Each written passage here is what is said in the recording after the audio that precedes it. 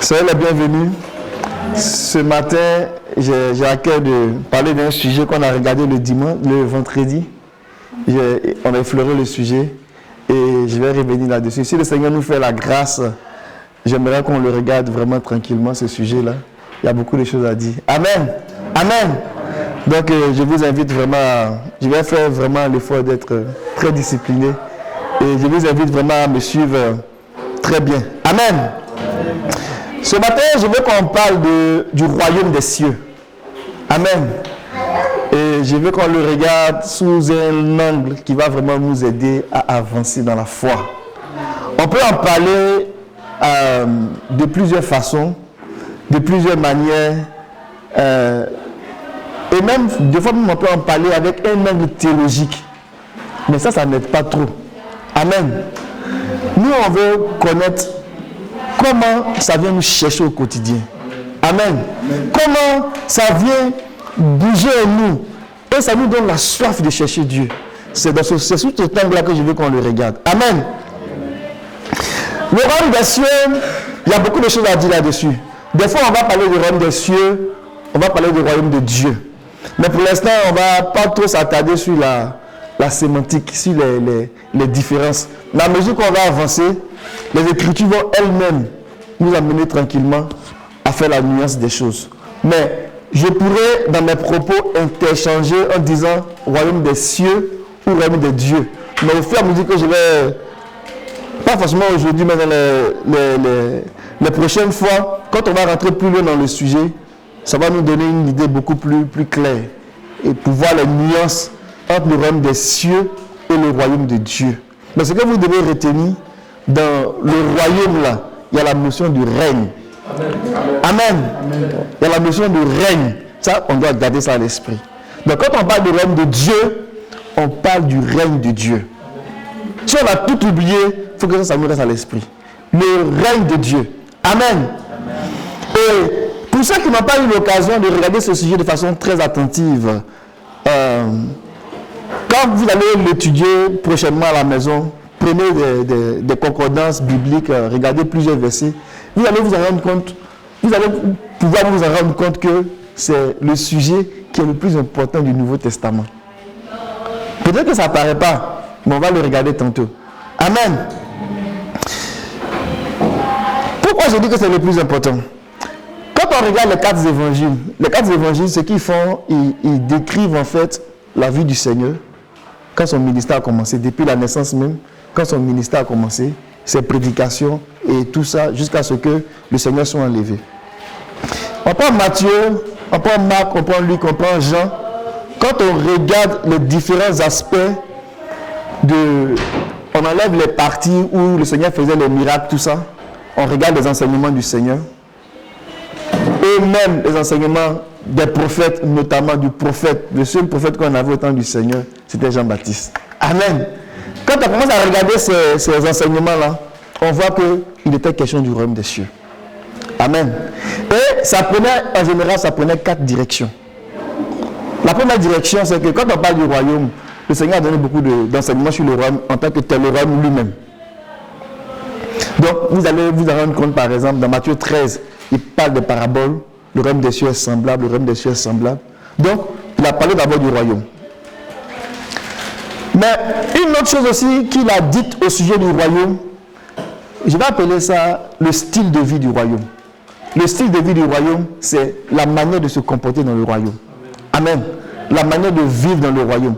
Et quand il était confronté très souvent aux pharisiens, aux sadduciens, aux érudits de son temps, il prenait toujours le temps de les ramener au style de vie du royaume. Ils étaient beaucoup dans l'apparence, ils avaient des façons de faire qui étaient différentes de la façon de faire du royaume. Donc le Seigneur insistait là-dessus. Ce que j'appelle style de vie du royaume là, si je vais faire ça encore plus simple, c'est la loi du royaume. Amen. C'est le caractère du royaume, la sainteté du royaume, la manière de vivre du royaume. C'est vraiment différent. Amen. Donc, eux, ils n'arrivaient pas à comprendre. Donc, à chaque fois qu'ils venaient vers le Seigneur leur donnait une autre façon de comprendre pour les amener à imprimer c'est quoi le caractère du royaume, c'est quoi le style de vie du royaume. Amen. Donc, il y a le royaume lui-même, à travers les paraboles. Deuxième enseignement, on peut le voir dans Matthieu 5, Matthieu 6, Matthieu 7, il parle de ça. Et il enseigne là-dessus, dans Matthieu 23, il revient encore sur ces aspects-là. Amen. Donc, on a le style de vie du royaume. On va le voir si j'ai l'occasion de pouvoir en parler. Et j'ai donné le frère Amen de pouvoir me suivre là. On va le voir tantôt. J'ai noté quelques idées pour pouvoir me suivre. On va parler, dans le style de vie du royaume là, il y a la loi du royaume. C'est ça que ça veut dire en fait. Parce qu'en fait, pour pouvoir se comporter, pour pouvoir avoir une attitude, ça prend une loi. Amen. C'est la loi qui nous dit quoi faire. Et le royaume a en lui aussi une loi. On ne peut pas avoir un royaume sans loi. Sinon, on ne va pas s'en sortir. On aura des 100 lois dans le royaume. Le royaume du Seigneur a une loi. C'est pour ça qu'on l'appelle la loi royale. Amen. Donc, c'est la loi royale qui définit le style de vie du royaume. Donc, on a le royaume, on a le style de vie du royaume, la manière de se comporter dans le royaume. Et on a un autre sujet qui est toujours en lien avec le royaume. La seconde venue du Seigneur. Amen. Le Seigneur ne viendra pas pour venir, il viendra pour établir son royaume. Amen. Amen. Amen. Donc, on va par exemple dans Matthieu 24, on va dans Luc 21, où le Seigneur a parlé beaucoup en ce qui concerne son second retour. Et ce second retour-là, c'est en lien avec son royaume. Amen. Amen. Ça, c'est le troisième sujet, le retour du Seigneur. Le second retour du Seigneur. La seconde venue du Seigneur, c'est en lien avec le royaume. Et dernier sujet, le quatrième axe qui touche le royaume, qui est l'un des 4 grands axes qui concernent le message du Seigneur, c'est le Saint-Esprit. Amen. Le Saint-Esprit, l'Esprit de Dieu. Le Saint-Esprit, c'est lui, pour faire simple, qui va venir attraper notre main. Et puis d'abord, il va ouvrir nos yeux pour voir le royaume. Et il va nous faire rentrer dans le royaume. Donc, voici les 4 grands sujets que le Seigneur a enseignés pendant les jours de sa chair. Mais tous ces 4 sujets-là sont rattachés, touchent le royaume. Donc, quand on va parler du royaume des cieux, on va plus ou moins frôler ces aspects-là. Mais aujourd'hui, mon objectif, c'est de parler de certaines généralités et progressivement, on va attaquer des points spécifiques. Par exemple, la promesse du royaume. Le royaume nous a été promis depuis longtemps. Depuis Adam, le royaume nous a été promis. Amen. Donc, ce n'est pas nouveau. Ce n'est pas un nouveau sujet. C'était là depuis longtemps. Parce que Jean-Baptiste, il arrive et il dit, le royaume des cieux est proche. Mais mon ami, tu viens d'où? Et puis tu nous dis, le royaume des cieux est proche. Ça sort d'où? C'est parce que c'est une promesse. Amen. Donc, le royaume, c'est une promesse. Et c'est parce que c'est une promesse, le Seigneur, à travers le roi d'Israël, il a montré à quoi ressemble lui son royaume. Donc, Israël dans la chair est un type du royaume à venir. Amen.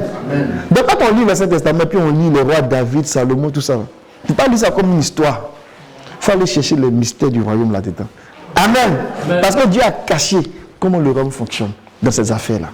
Donc, Israël dans la chair était un type du royaume à venir. Donc, quand le Seigneur vient et dit le royaume est proche, il n'invente rien. Il est dans une suite logique. Amen. Il y a aussi le royaume qui vient à nous. Nous qui allons au royaume, nous qui rentrons dans le royaume. Ça, c'est important. Vous vous souvenez de Jean-Baptiste et plutôt de Nicodème, qui est venu vers Jésus. Il faut être de nouveau. Mais le maître de nouveau là, c'est un lien avec le royaume. Jean 3, verset 3, il dit, celui qui n'est né de nouveau, il ne peut pas voir le royaume.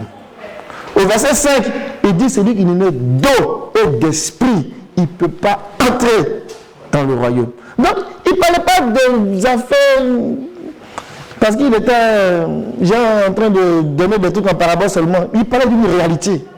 C'est une réalité, le royaume. Et nous avons accès au royaume. Amen. Le royaume aussi, ils en ont parlé, on va le voir tantôt. Les disciples du Seigneur, c'était l'objet de leur prédication. Et ils insistaient. Et ils y croyaient. Amen. Ils attendaient le royaume. Et même le Seigneur a dit, quelques-uns de ceux qui sont ici là, ne goûteront pas à la mort jusqu'à ce qu'ils aient vu le royaume venir avec puissance. C'est une réalité. Amen. Amen. Donc, que le Seigneur nous aide, pendant qu'on parcourt les Écritures et qu'on regarde ce sujet-là, que le Seigneur nous aide à saisir les fondements qui vont nous amener à le chercher et à posséder le royaume. Amen. Amen. Donc, mon introduction elle est tellement longue. Là, elle est nécessaire. Pour comprendre qu'il y a 4 grands sujets qui ont gravité autour du royaume. Le royaume lui-même, le style de vie du royaume,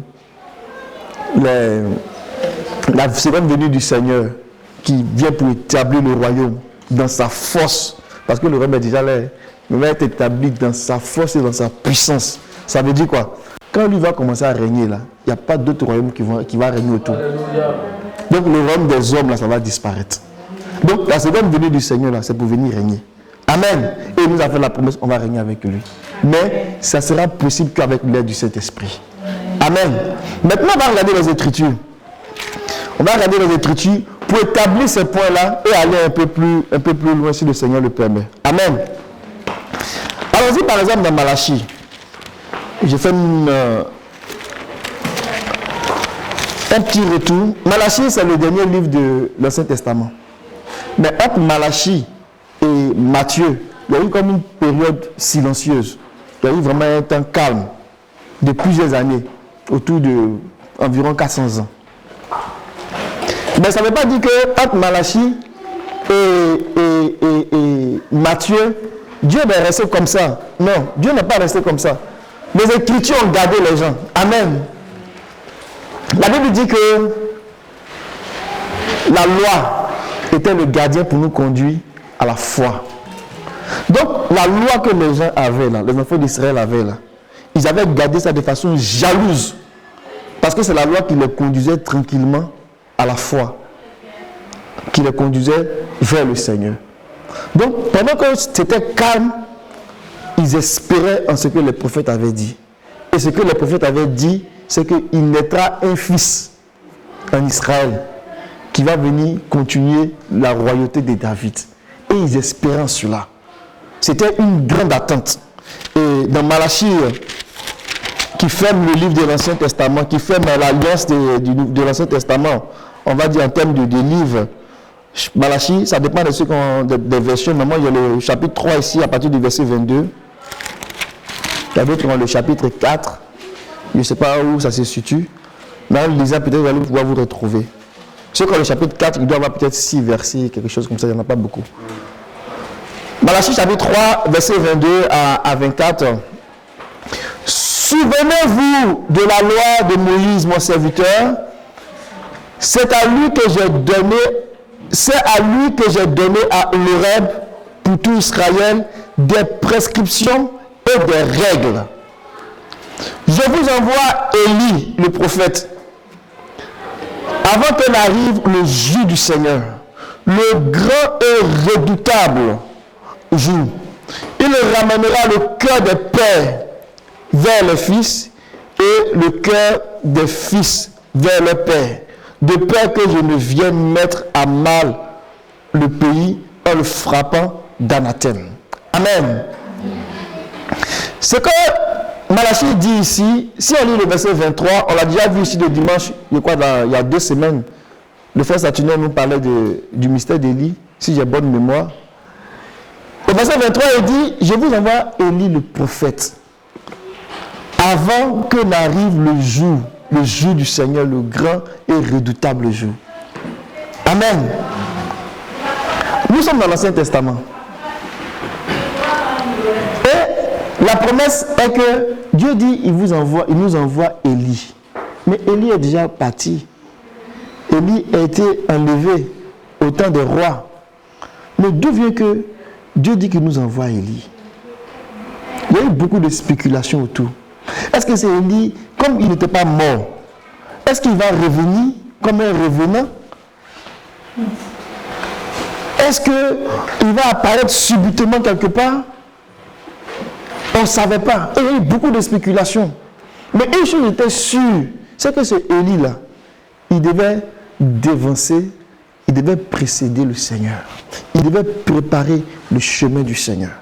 Amen. Amen. Donc, on va commencer à suivre ce Élie-là. Ce Élie-là, en fait, on ne va pas revenir là-dessus, c'était Jean-Baptiste. Bon, on va lire quelques versets, et puis on va voir que c'était Jean-Baptiste. Je pense qu'on avait vu ça déjà dans Matthieu 11.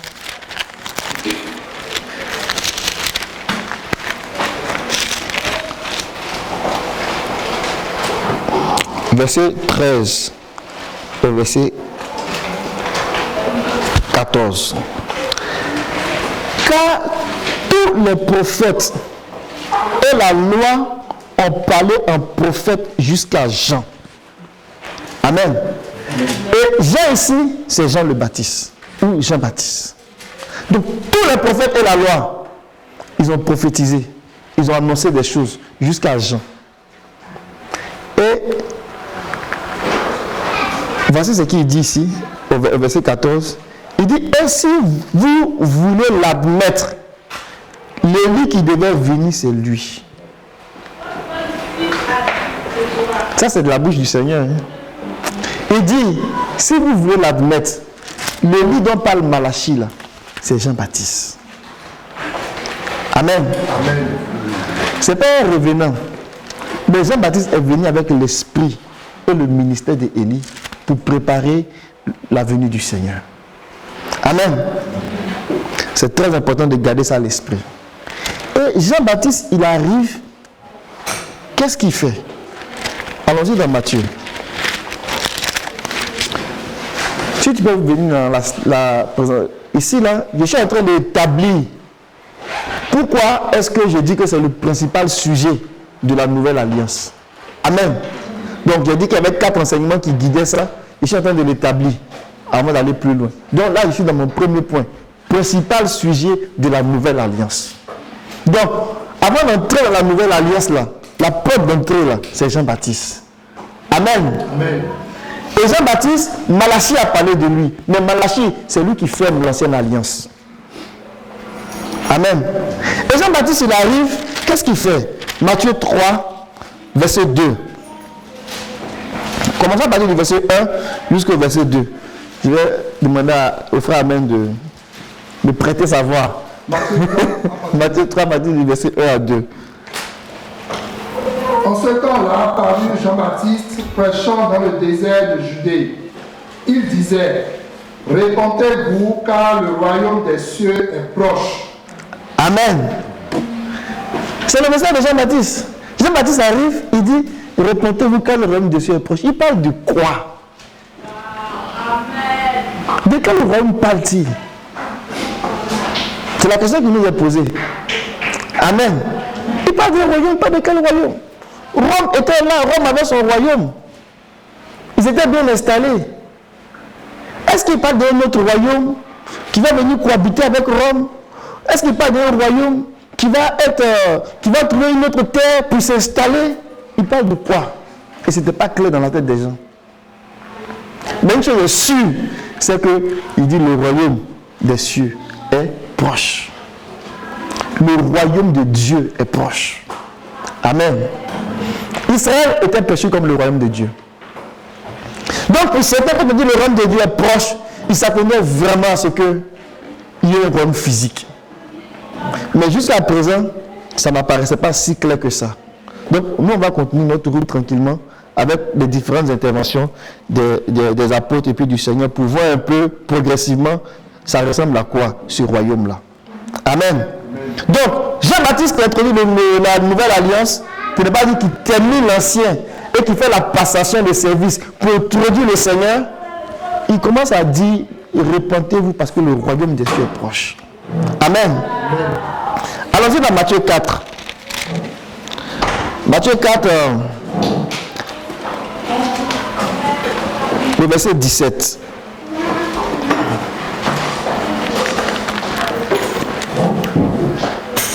Matthieu 4, verset 17. Dès ce moment, Jésus commença à prêcher et à dire, répentez-vous car le royaume des cieux est proche. Amen. Le Seigneur aussi, il va continuer dans le même esprit que Jean-Baptiste. Il dit, répentez-vous, car le royaume des cieux est proche. Prenons Luc.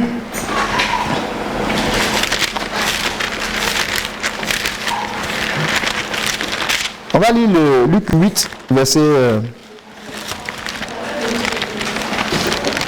1.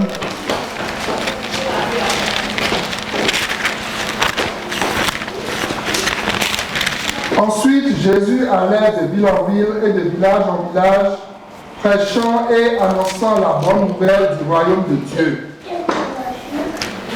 Amen. Donc, Jésus, qu'est-ce qu'il faisait? Il allait de ville en ville, de village en village, annonçant la bonne nouvelle du royaume. Donc, il n'y avait pas que le royaume, il y avait une bonne nouvelle qui était associée au royaume. Et ça, c'est quelque chose qu'on va regarder par la suite. Pas aujourd'hui, mais une autre prochaine fois. La bonne nouvelle du royaume. Le royaume a une bonne nouvelle. Amen. La bonne nouvelle du royaume, c'est l'évangile. Mais dire de même là, ça paraît trop, je ne dirais pas simple, mais on ne mesure pas la profondeur. Mais il y a vraiment une bonne nouvelle du royaume. Amen. Allons-y dans Luc 4, 43.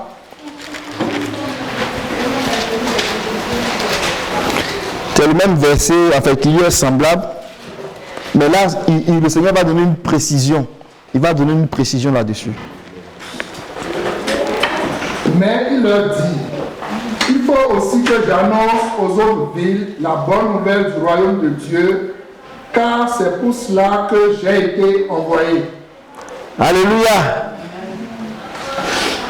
J'ai le goût d'ouvrir un peu une petite parenthèse pour vous parler de la bonne nouvelle du royaume. Le royaume, c'est merveilleux, la bonne nouvelle du royaume. Amen.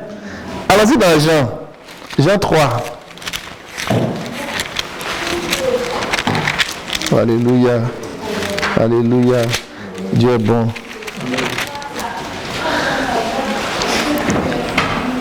Regardons le verset 29. Et bien le verset même 28 au verset 30.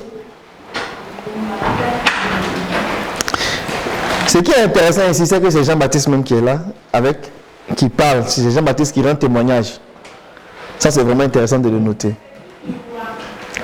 28. Vous-même, vous m'êtes témoin que j'ai dit, je ne suis pas le Christ, mais j'ai été envoyé devant lui. Celui à qui appartient l'épouse, c'est l'époux, mais l'ami de l'époux qui se tient là et qui l'entend éprouve une grande joie à cause de la voix de l'époux. Aussi cette joie qui est la mienne est parfaite. Verset 30. Il faut qu'il croisse et que je diminue. Amen. C'est Jean-Baptiste qui parlait du royaume là. Il avait sa déclaration. Il dit, verset 29, celui qui a la mariée, c'est le marié. C'est normal, non? Mais c'est spirituellement qu'on en juge. Qui est marié ici? Qui est la mariée? Qui est le marié? C'est ça qui est important. Jean-Baptiste vient et dit, le royaume des cieux est proche. Et il va libérer une bonne nouvelle du royaume. Il dit, celui qui a la mariée là, c'est le marié. Amen. Amen. Christ est le marié. La mariée, c'est l'église. Amen. Donc, quand il dit le royaume des cieux est proche là, quand on va commencer à le décortiquer, une des bonnes nouvelles qu'on va entendre, Dieu est venu sélectionner l'épouse. Il est venu chercher la mariée. Est-ce que ce n'est pas merveilleux ça? Amen. Alléluia. Jean-Baptiste lui-même, qui a annoncé ces choses, il a apporté comme ça et puis il dit, celui qui a la mariée, c'est le marié de... Et il dit comme il est l'ami du marié, il est content. Amen. Il est content d'introduire le marié.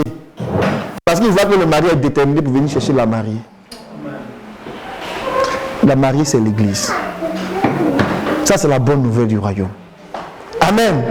Le marié vient chercher la mariée. C'est la bonne nouvelle du royaume. C'est la bonne nouvelle du royaume. C'est une bonne nouvelle. Le mari vient chercher la mariée, c'est une bonne nouvelle. Amen. Parce que le mari vient chercher la mariée, il ne va pas prendre n'importe quelle femme. Il va la préparer. Amen. Il va investir dans la mariée. De sorte que les noces soient vraiment quelque chose qui n'a jamais existé depuis que le monde a été créé. Et toutes les écritures tournent autour de ça. Venez chercher la mariée. Voici la bonne nouvelle du royaume. Amen. Mais Jean-Baptiste, regardez à quel point Jean-Baptiste a annoncé un grand message. Retournons dans Matthieu 11.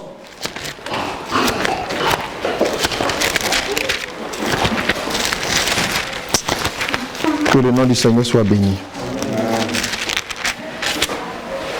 Alléluia. Moi j'aime cette bonne nouvelle là. Matthieu 11.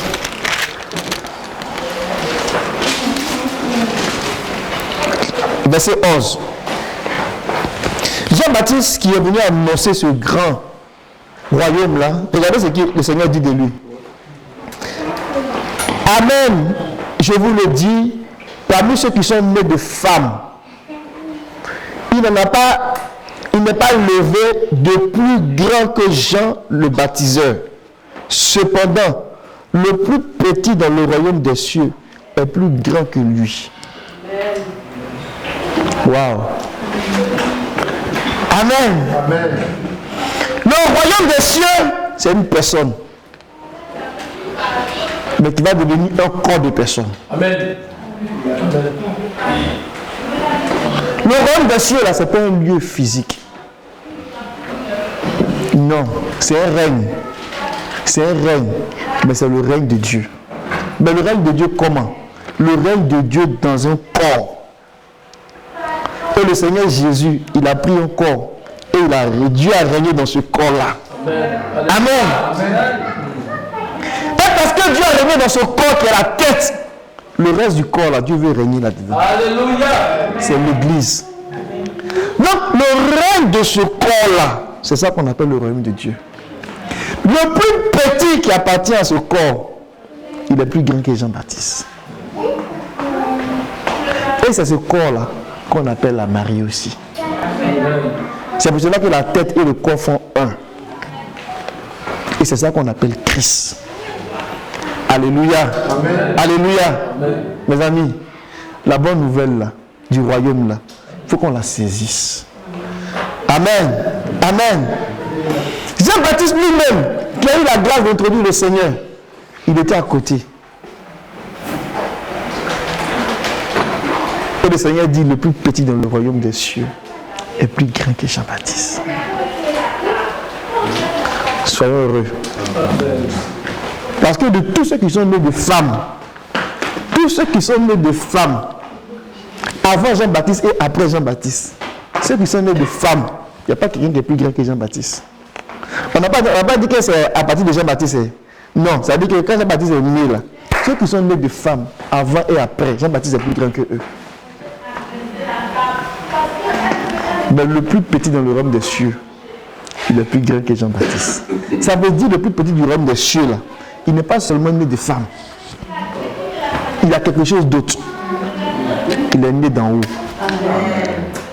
Il est né de l'esprit. Il est né du ciel. Et c'est parce qu'il est né du ciel qu'il est dans le ciel. Et que le ciel va venir régner en lui. Quand on parle du royaume des cieux.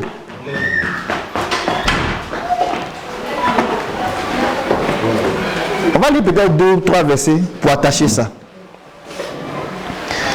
Le royaume des cieux, ce n'est pas la parole, c'est la puissance. C'est un règne et c'est le règne de Dieu. Quand le Seigneur a vécu la mort, la Bible dit qu'il a été fait Seigneur et Christ. Amen. Et il allait s'asseoir à la droite de Dieu. Mais ne voyons pas une droite de Dieu où il allait s'asseoir. Non, c'est une image. La droite de Dieu, c'est la puissance de Dieu. Dieu ne peut pas aller s'asseoir quelque part. Parce qu'il est quelque part là, il est plus grand que ça. Amen. Et donc quand on parle du trône de Dieu, quand on dit que Dieu est assis on parle du règne de Dieu, de la domination de Dieu. Mais pour nous ramener ça dans un langage humain, on nous parle du trône de Dieu et quelqu'un est assis sur le trône. Amen. Mais le trône là, ce n'est pas un trône physique, mais c'est le règne, c'est la domination. Allons-y dans Éphésiens, chapitre 1.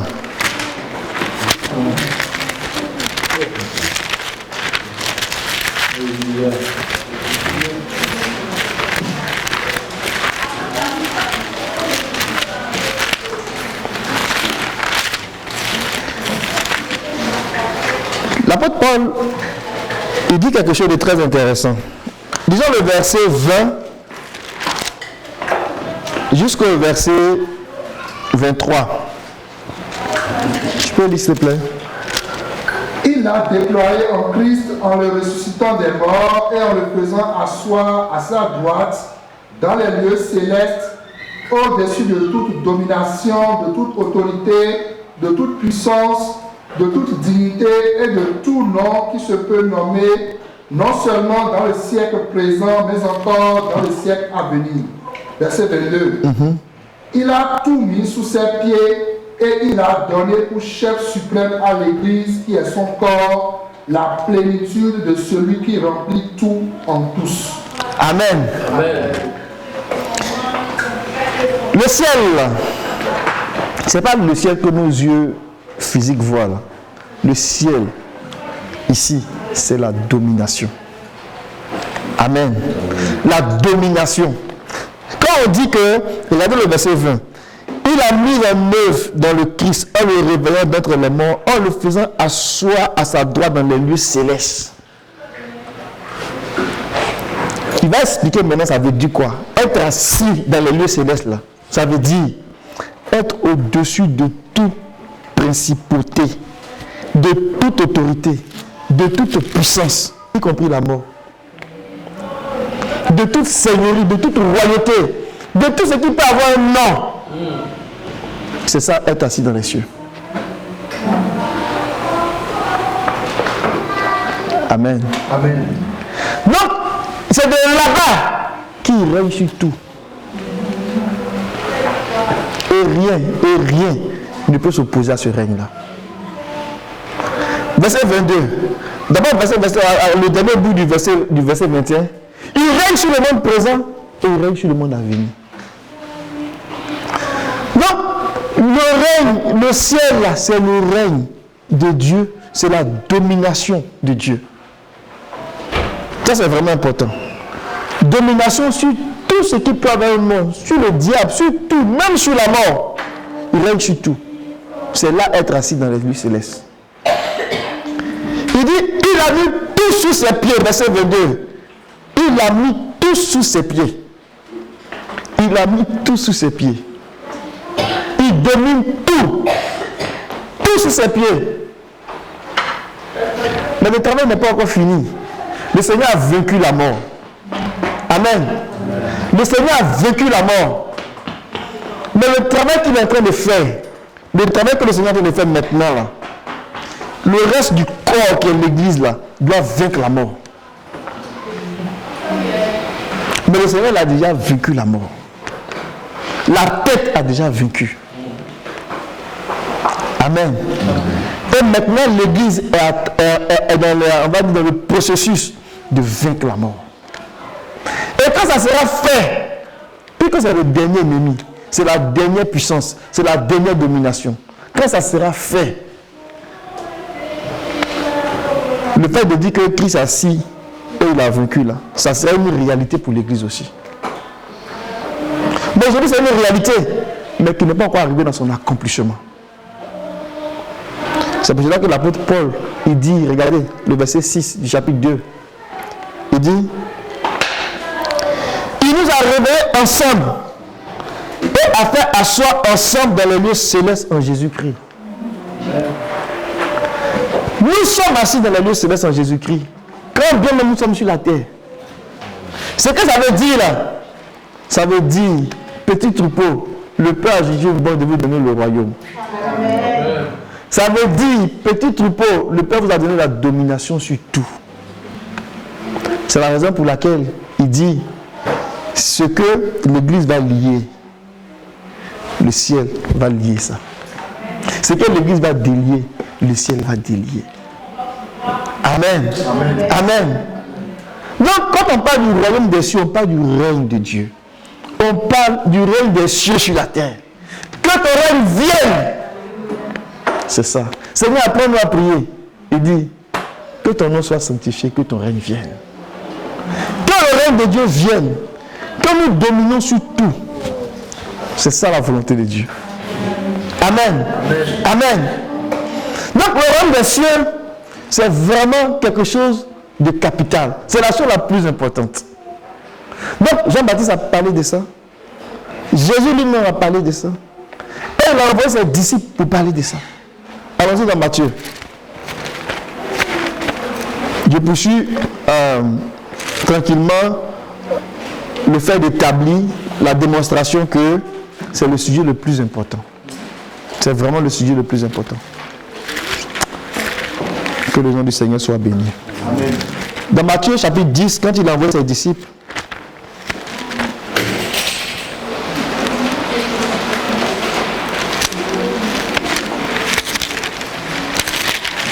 il ne faisait que leur parler de ça. Je les imagine en train de parler avec le Seigneur. Il se lève, il parle de ça. Il veut dormir, il parle de ça. Il mange, il parle de ça. Parce que c'était le sujet de l'heure. C'était la chose la plus importante, la plus préoccupante. Verset 7. Matthieu 10, verset 7. En chemin. Bon. Verset 6. Allez plutôt dans les brebis perdues de la maison d'Israël. En chemin, proclamer que le règne des cieux s'est approché. Donc c'était la mission qui était confiée aux disciples. Il dit, si vous battez, allez leur dire que le règne des cieux s'est approché. Amen. Amen. Amen. On peut aller encore dans Actes, toujours dans cet élan-là. Actes chapitre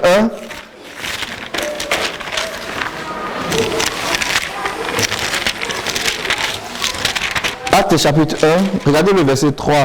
Après la résurrection. Tu peux faire la lecture, s'il te plaît?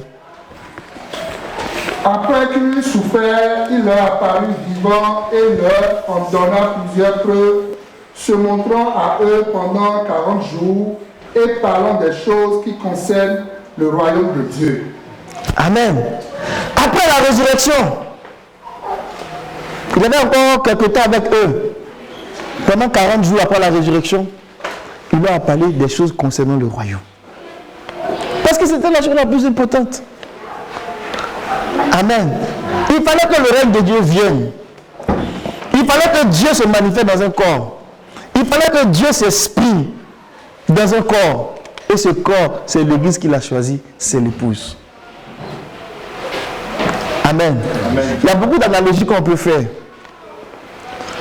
Adam a dit, la chair de ma chair, les os de mes os. Pour que Ève, parce que Ève était de la même nature que lui. Mais Christ aussi, il va dire de l'église, la chair de ma chair, les os de mes os.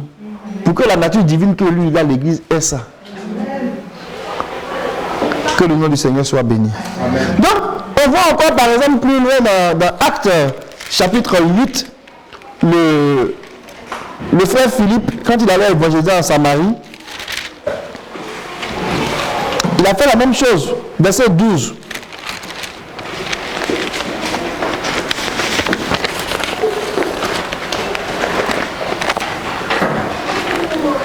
Tu dis qu'à trouver, tu peux faire la lecture. Mais quand il eut cru à Philippe, qui leur annonçait la bonne nouvelle du royaume de Dieu et du nom de Jésus-Christ, hommes et femmes se firent baptiser.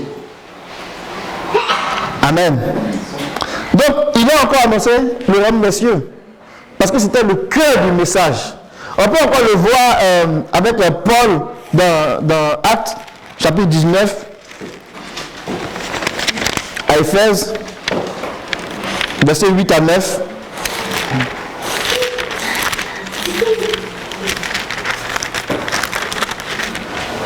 Ensuite, Paul entra dans la synagogue où il parla librement.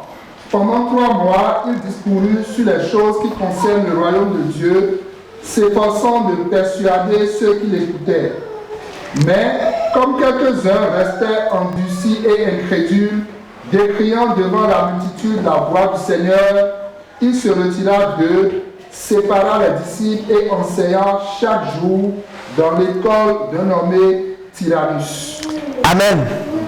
Donc voilà encore une preuve que c'était l'objet de la prédication. Pendant 3 mois à Éphèse, Paul a parlé du royaume, convaincre les gens en ce qui concerne le royaume des cieux. Et si vous êtes curieux, vous pouvez encore regarder avec le téléphone intelligent, faites des recherches là. Vous allez vous rendre compte que il n'y a que ça, le royaume des cieux. Le royaume des cieux, le règne de Dieu, le royaume des cieux, le règne de Dieu, mais amené d'une autre façon. C'est le principal message de l'évangile. Comment Dieu vient établir son royaume au milieu de nous. Amen. Amen. Amen. Donc, ce royaume-là, il y a eu beaucoup de discussions autour. Par exemple, dans Luc 21, les gens ont posé la question au Seigneur. Luc 17, je pense. Il dit, mais le royaume, il est où même? Toujours le royaume. Jean-Baptiste, le royaume. Toi aussi, le royaume. Mais le royaume, ça va venir quand? Il y a 2 idées que je vais expliquer.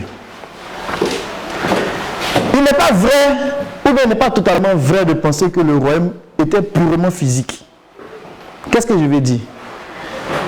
Le royaume de David, c'était un royaume physique. David était roi. Et il était roi, il a régné. Amen. Il a combattu les rois aux alentours. Il a assuré la paix dans les frontières d'Israël. Il n'était pas vrai de penser que Jésus allait venir régner comme David. Pourquoi? Parce qu'il a dit que mon royaume n'est pas de ce monde. Amen. Mais il n'était pas aussi vrai de penser que le royaume là, c'est une affaire seulement du ciel, parce que ça n'a rien à voir avec la terre. Parce qu'il a dit que ton règne vienne. Amen. Amen. Donc, ça ne veut pas considérer que le royaume là, c'est quand il met ça une griffe. Quand on va mourir, on va aller au ciel, on va aller dans le royaume. Non. C'est pas ça seulement. Le royaume là, ça commence sur la terre. Le règne là, ça commence sur la terre. Mais le règne qui commence sur la terre, là, il ne commence pas comme le règne des hommes. Dans le règne des hommes, il y a une autre loi qui gouverne. Quand un roi, selon les hommes, quand il règne là, il fait tout ce qu'il veut. Il domine les gens. Il oppresse les gens. Nos gouvernants qu'on voit dans ce monde-là, le règne des hommes là, quand les élections arrivent, ils font comme s'ils sont gentils. Mais ils cherchent nos voix. Mais une fois qu'ils ont nos voix, ils règnent sur nous, ils nous dominent. Ils nous exploitent. Je ne parle pas des choses qui se font en Afrique, mais je parle de façon générale. Parce que dans le règne de l'homme, là, c'est la domination de l'homme sur l'homme. Mais dans le royaume de notre Seigneur, c'est un royaume de service. Ce n'est pas un royaume de domination. Donc ce royaume est différent. Amen. Il est vraiment différent. Et quand on en parle de cette façon, il faut vraiment qu'on comprenne qu'on rentre dans une logique, dans une philosophie qui appartient au Seigneur, qui n'a rien à voir avec la terre. Mais malheureusement, Israël n'avait pas compris ça. Quand on dit par exemple, là je vais maintenant à mon deuxième point de ma slide, ici là, les idées imparfaites du royaume que le Seigneur a corrigées. Je suis là. Dans le premier là, j'ai essayé de démontrer que c'était le sujet principal de la nouvelle alliance. Ici maintenant, dans les idées imparfaites du royaume, les compréhensions qui ne sont pas tout à fait correctes. Dans le sens que, quand on lit Luc, par exemple, 24, vous vous souvenez des 2 disciples du Seigneur sur le chemin d'Emmaüs. Qu'est-ce qu'ils ont dit? Tu es le seul, on va le lire, tu es le seul à Jérusalem qui ne sait pas que quelque chose s'est passé. On va lire le verset.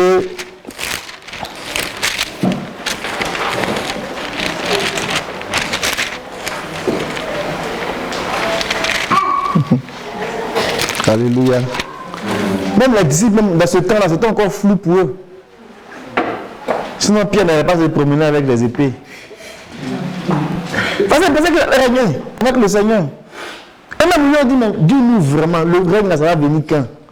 Il dit, non, vous allez recevoir le Saint-Esprit. Alléluia. Amen. Il va vous faire expérimenter la puissance du royaume. Et puis, vous allez comprendre ce que c'est que le royaume. Mais laisse affaire de régner d'Israël, il faut laisser ça. vous allez recevoir le Saint-Esprit. Amen. Quand les gens venaient le chercher dans le jardin, Pierre était armé. Il dit non, je peux commander aux anges de venir régler cette affaire-là. Et puis c'est fini. Ça ne va même pas nous profiter si le Seigneur venait régner comme David.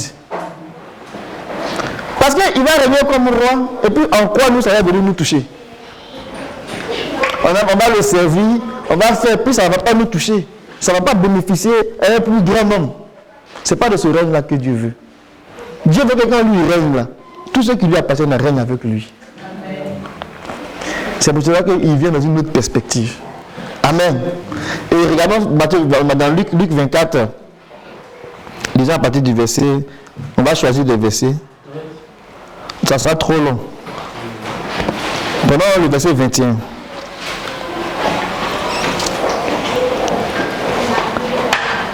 Nous espérions que ce serait lui qui délivrerait Israël, mais avec tout cela, voici le 3e jour que ces choses se sont passées. Amen. Amen. Dis à partir du verset maintenant, 25 au verset 27. Alors Jésus leur dit, ô hommes sans intelligence et dont le cœur est lent à croire tout ce qu'ont dit les prophètes, ne fallait-il pas que le Christ souffrit ces choses et qu'il entra dans sa gloire? Et commençant par Moïse et par tous les prophètes, il leur expliqua dans toutes les Écritures ce qui le concernait. Amen. Donc le Seigneur est venu corriger une perception qu'ils avaient. Ici, les deux disciples sur le chemin de Maïs, pour eux, ils espéraient vraiment que le Seigneur allait vraiment venir les délivrer. C'est pour cela qu'on dit, mais c'est pas toi le roi des Juifs. Il dit, tu le dis. Mais si tu es roi, mais où est ton royaume? Mon royaume n'est pas de ce monde. Tout le monde était confus. Et même le même couronné comme roi des Juifs, il a accepté. Mais il ne parlait pas des Juifs de la chair, il parlait des vrais Juifs. Il parlait des vrais circoncis. Amen. Le vrai Juif là, c'est le vrai circoncis. C'est celui qui est né de Dieu, qui est né de nouveau. Mais eux, ils ne pouvaient pas le comprendre en ce moment-là. Amen. Quelque part, il a dit dans lui que parce que vous n'avez pas cru, le royaume vous sera arraché et sera donné à une autre nation. Donc, ce n'est pas le royaume physique, mais la domination que Dieu vous avait donnée. De sorte qu'il vous appelait premier-né parmi les nations. Cette domination-là, Dieu va vous arracher, il va donner ça à l'église. Donc, c'était l'église que le Seigneur venait élever. C'est le royaume de l'église que le Seigneur venait élever. Mais ils n'avaient pas compris. Et Israël dans la chair s'attendait à un roi qui allait venir s'établir comme au temps de David. Mais ce n'était pas le cas. Amen. Donc le Seigneur a corrigé cette perception-là.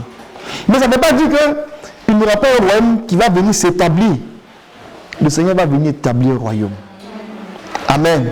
Amen. Et les Écritures en parlent. Il va venir établir un royaume. On va lire par exemple dans Actes, chapitre 1.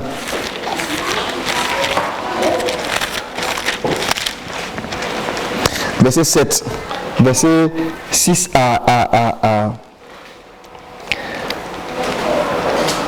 verset 6 à 8. Alors les apôtres réunis lui demandèrent, Seigneur, est-ce en ce temps que tu rétabliras le royaume d'Israël? Il leur répondit, ce n'est pas à vous de connaître les temps ou les moments que le Père a fixés de sa propre autorité. Mais vous recevrez une puissance, le Saint-Esprit survenant sur vous, et vous serez mes témoins à Jérusalem, dans toute la Judée, dans la Samarie et jusqu'aux extrémités de la terre. Amen. On lui demande, mais à quel moment tu vas venir établir ton royaume? On a comme l'impression qu'il parle d'autre chose. Mais il parle du royaume, mais il prend un autre angle. Mais il n'a pas contredit Pierre. Le Seigneur va venir établir son royaume. Amen. Et on le verra plus loin. Qu'un venant établir son royaume, il va restaurer Israël. Mais il va restaurer Israël par l'Église. Et l'Église sera la bénédiction pour Israël. Mais non pas seulement pour Israël, mais pour le reste des nations. Donc, ce que Dieu est en train de faire là, c'est un grand travail. Et dans la période de l'église, là, il y a deux grandes périodes. Il y a la période où il va sélectionner l'église. Et c'est la période dans laquelle nous sommes. Et nous ne sommes pas venus même à la fin de cette période-là. Et à la période où l'église étant sélectionnée, l'église va régner et va apprendre aux autres nations, d'abord à Israël, comment on connaît Dieu, comment on vit, comment on cherche Dieu, et aux autres nations. Et cette image-là, on la comprend mieux avec Abraham, qui a connu 3 femmes. Il n'a pas eu les 3 femmes en même temps, mais il a connu 3 femmes. Sarah, qui est l'alliance de l'évangile. Ça nous parle de la sélection de l'église. Agar, qui est l'alliance de Sinaï. Ça nous parle de la sélection d'Israël. Et Ketura, qui est le reste des nations, qui est une autre alliance. Mais il faut que le royaume soit établi d'abord avec l'église. Pour maintenant aider les autres, enseigner les autres à connaître Dieu. C'est à la fin de ça, quand les gens n'ont pas voulu écouter Dieu, que interviendra ce qu'on appelle le jugement éternel. Il est éternel parce qu'il est irréversible. Il n'y aura plus d'autre jugement. Et c'est la seconde mort qui va venir fermer ça. La seconde mort là, c'est une mort où tu rentres et puis tu ne peux plus sortir. C'est fini. C'est un non-retour. La première mort, qui est la mort de la tombe, si je peux dire ça comme ça, ou bien la manifestation de la mort de la tombe, ou bien la séparation avec Dieu, qui s'exprime dans diverses choses et qui finit comme un point de chute dans la tombe. Cette mort-là, le Seigneur Jésus l'a rendue réversible avec sa résurrection. Si le Seigneur n'était pas venu, quand un homme meurt là, c'est fini pour lui. C'est comme si on te met en prison. Et puis on dit, la prison dans laquelle on te met là, c'est une prison à vie. Et comme tu es un criminel vraiment d'un degré très élevé, on te met dans un sous-sol. Et puis tu ne vois même pas la lumière. Mais imaginez-vous quelqu'un qui est en prison, qui est dans un sous-sol, qui ne voit pas la lumière. Et il est dans une prison à vie. Ça veut dire que lui, on ne peut rien faire pour lui. Il ne peut jamais voir le soleil. Et la mort sans Christ, là, ça ressemble à ça. C'est la disparition. Mais le Seigneur est ressuscité. Et c'est ça qui fait que tous les hommes qui sont morts, depuis Adam, tous les hommes qui sont morts, ils auront le privilège d'être ressuscités à cause de la résurrection du Seigneur. Alléluia. Alléluia.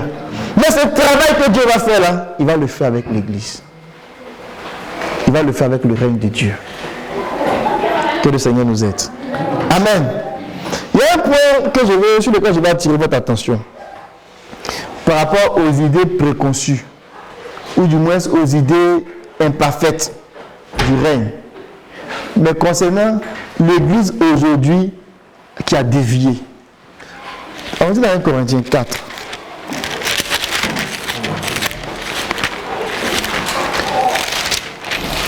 Il y a des gens qui ont dit, ben, comme c'est le règne de Dieu là, nous on va commencer à régner.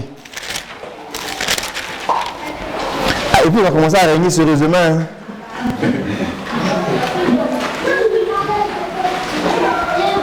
Paul le dit, il n'insiste pas beaucoup, mais ça en dit long. Regardez 1 Corinthiens 4, verset 7 à 8.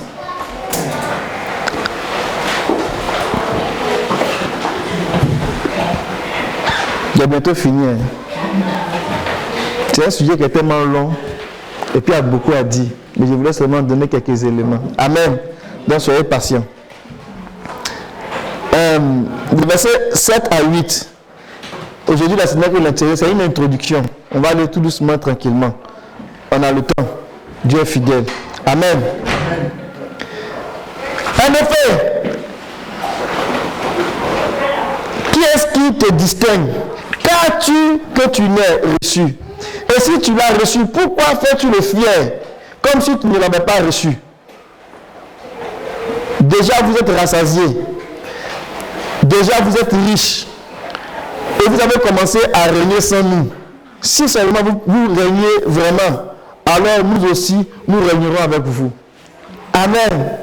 C'est trop doux. Ce que Paul est en train de dire ici. Là.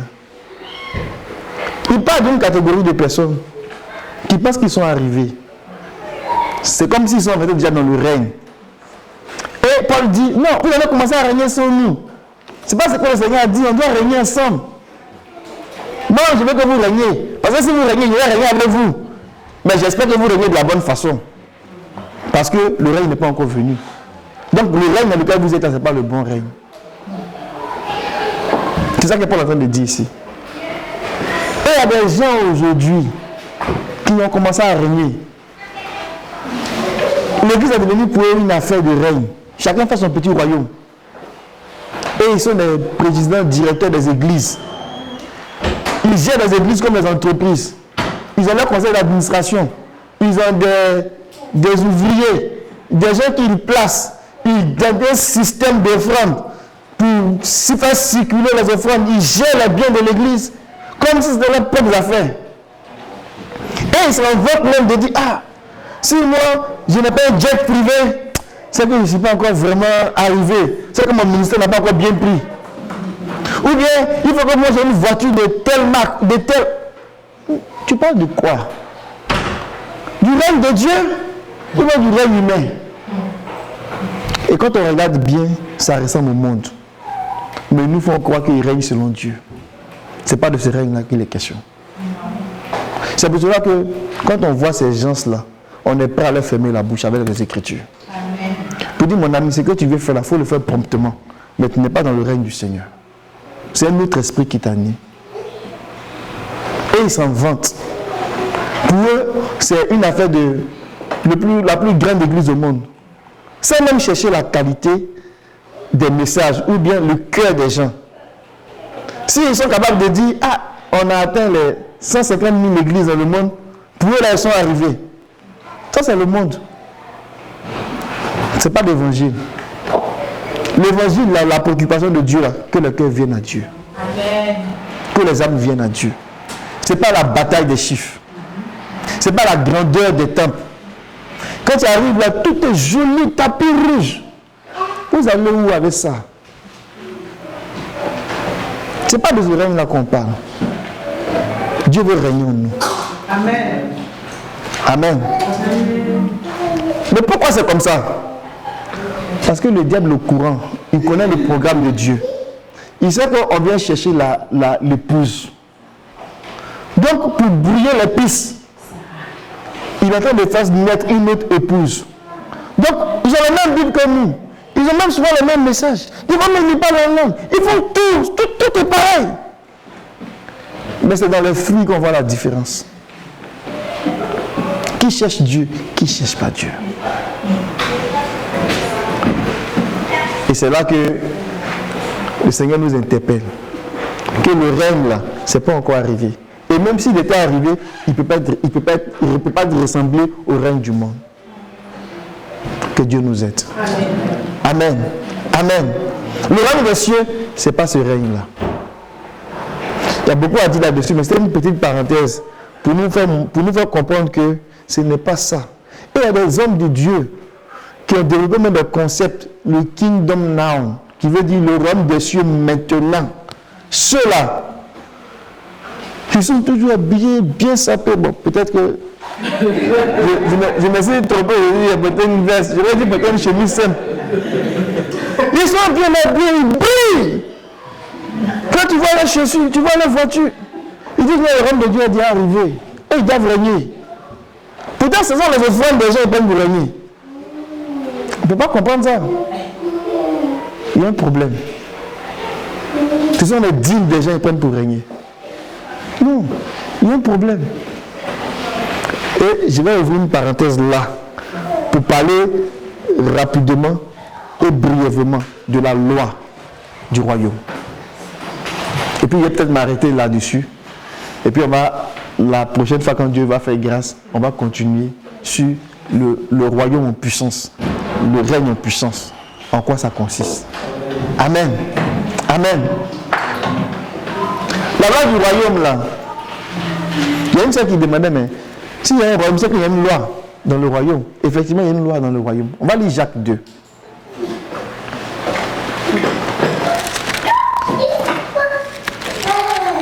Et je vais faire le lien avec le point que j'ai soulevé tantôt concernant les imperfections ou bien les compréhensions qui ne sont pas tout à fait parfaites concernant le royaume.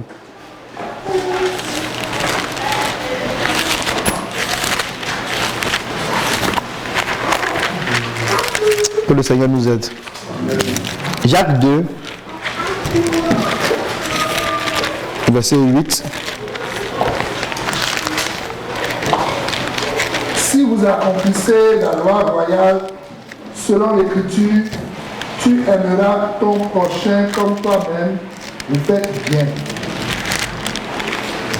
Amen. Quelqu'un a une autre version?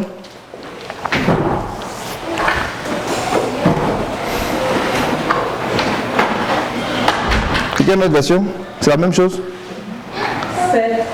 Vous faites bien si vous accomplissez la loi du royaume, telle que l'Écriture la présente. Tu dois aimer ton prochain comme toi-même. Amen. Écoutez-moi bien. Je vais vous expliquer ça de façon très simple. La loi royale, c'est la loi du royaume. Je n'ai rien dit. C'est vrai. Mais j'ai fait le lien avec le royaume des cieux. Amen.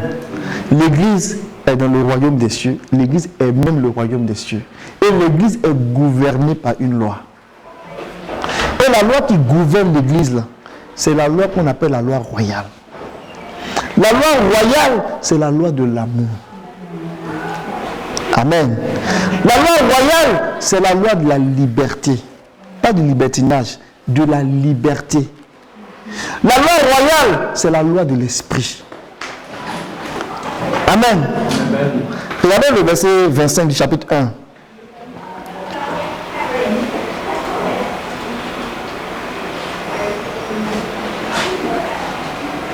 Il donne notre définition de la loi. Il dit: mais celui qui aura regardé de près dans la loi parfaite, celle de la liberté, et qui aura persévéré, n'étant pas un auditeur oublieux, mais un faiseur d'œuvre, celui-là sera bien heureux dans son Père. Amen.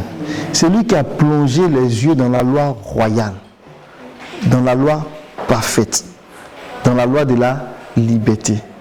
La loi de la liberté, c'est la loi de l'esprit. Quand tu marches selon l'esprit, là, l'esprit va te dire ce que tu dois faire. Ce n'est pas un homme qui va courir derrière toi. Ce n'est pas un homme qui va te faire la police. Si tu ne comprends pas, il va te donner des songes. Il va te donner des visions.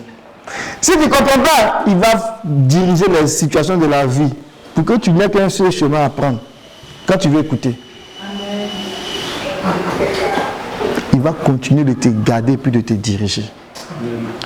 C'est en vertu de la loi royale, la loi de la liberté, qui a deux grands principes. Aimer Dieu, aimer son prochain. Les 10 commandements de Moïse, là, il y en avait 5 pour Dieu. Et il y en avait 5 pour les hommes. Donc, les deux tablettes, là, il y avait une tablette pour Dieu, il y avait une tablette pour les hommes. Aimer Dieu et puis aimer son prochain. Donc, la loi de la liberté, là, c'est la loi de l'amour. Donc, quand tu as accompli ça, là, tu vas venir accomplir les 10 commandements de Moïse.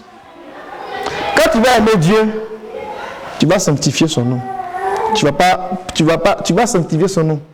Tu vas sanctifier son nom. Tu ne vas pas adorer d'autres dieux. Tu ne vas pas te prosterner devant d'autres dieux.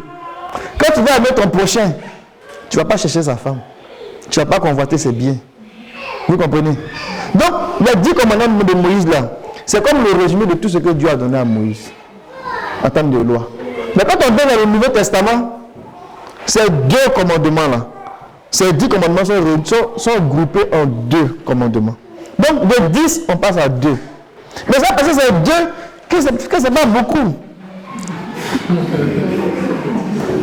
Que c'est petit, ou même que sa portée est petite. Non. Les mêmes 2 là, ça couvre les 10. Et même plus. Amen. Et même des fois, même la main, ça se réunit en un seul. Aimer Dieu. Parce que si tu aimes Dieu, tu ne peux pas dire que tu aimes tu aimes Dieu, si ton frère que tu vois là, tu ne l'aimes pas. Vous comprenez? Donc si tu aimes Dieu, tu vas aimer ton frère que tu vois. Parce que ton frère que tu vois, si tu ne l'aimes pas, tu ne peux pas dire que tu aimes Dieu. Donc de 10, on passe à 2. De 2, on passe à 1. Mais ça, parce qu'on a dit aimer Dieu, c'est un seul que c'est petit. Non. Si tu rentres dans la profondeur de aimer Dieu lui seul, là, ça couvre tout ça. C'est aimer l'esprit. Amen. Et la Bible dit dans 2 Corinthiens, on va le lire. Pardonnez-moi, hein. J'ai dit que j'avais presque fini. Hein.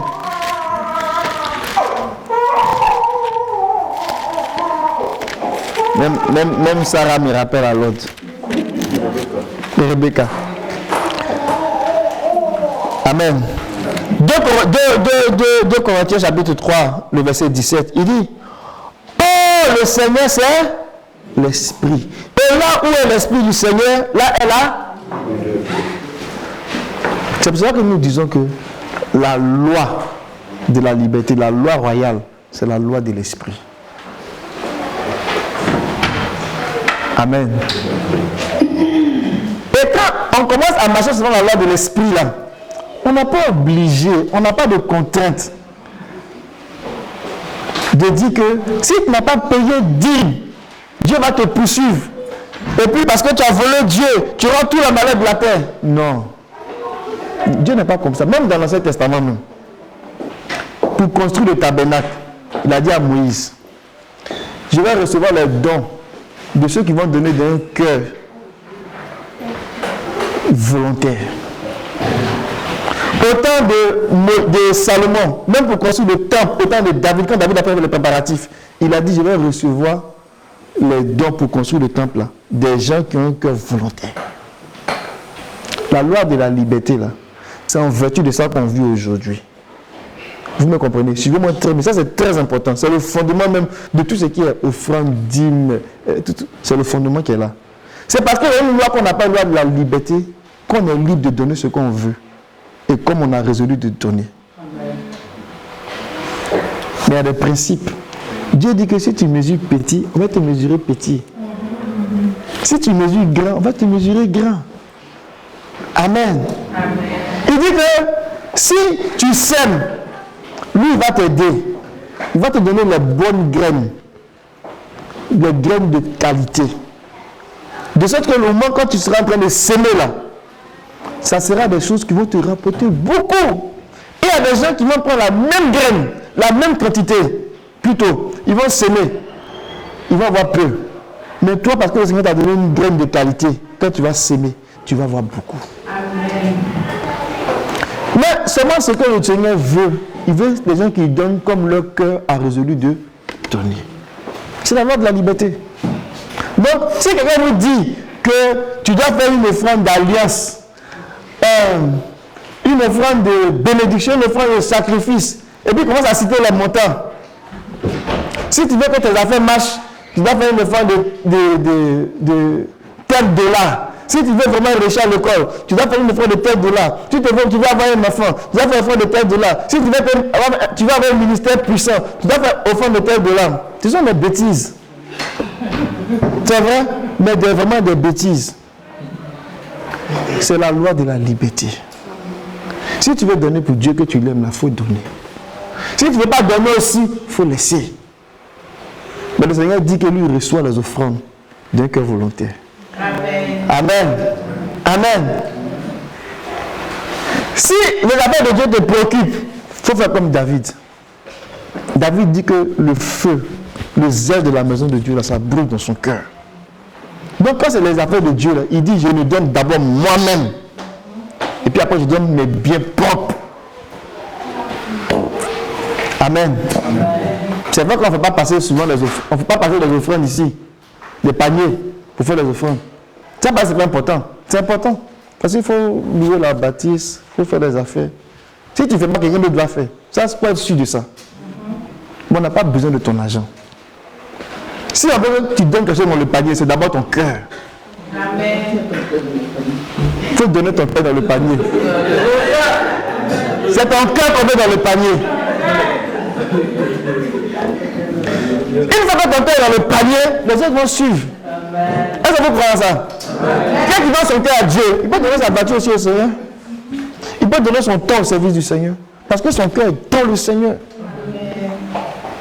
On ne veut pas des gens qui vont venir ici, vont venir acheter la conscience. Ils ne peuvent même pas acheter même. Parce qu'ils sont bien placés, ils ont un peu d'argent, ils vont venir et puis bon, on va mettre les mains dans la poche. Ils vont dire, bon, qu'est-ce qu'on fait ici là nous? Bon, voici, on n'a pas besoin de ça. Dieu merci. Lui, il soutient son église. Et souvent dans les églises, ils sont là. Quand ils voient le gars est bien placé, il veut partir. Mon frère, pardon, il faut réussir. Mon frère, pardon, il faut réussir. Tu sais que le Seigneur t'aime. Parce qu'il voit la vie qui a diminué. Non. Si tu veux, il faut partir. Nous, on va pour régner avec le Seigneur. Ce qui gouverne là, c'est la loi de la liberté. Amen. Oubliez les affaires de dîmes, oubliez ça. C'est la loi de la liberté. Tu veux donner de l'argent, tu veux donner ton temps, tu veux donner n'importe quoi. C'est la loi de la liberté. Amen. La loi de l'esprit. Écoute l'esprit, marche dans l'esprit. Il ne peut pas avoir un homme qui aime Dieu de tout son cœur, de toute son âme, de toute sa foi, de toute sa pensée. Et puis il va regarder les affaires du Seigneur comme ça, puis il n'a rien lui dit. C'est qu'il n'a pas connu le Père. S'il a connu le Père, il va le faire. Est-ce qu'on aura besoin de courir derrière lui? C'est pour cela qu'on est tranquille. Que Dieu est fidèle.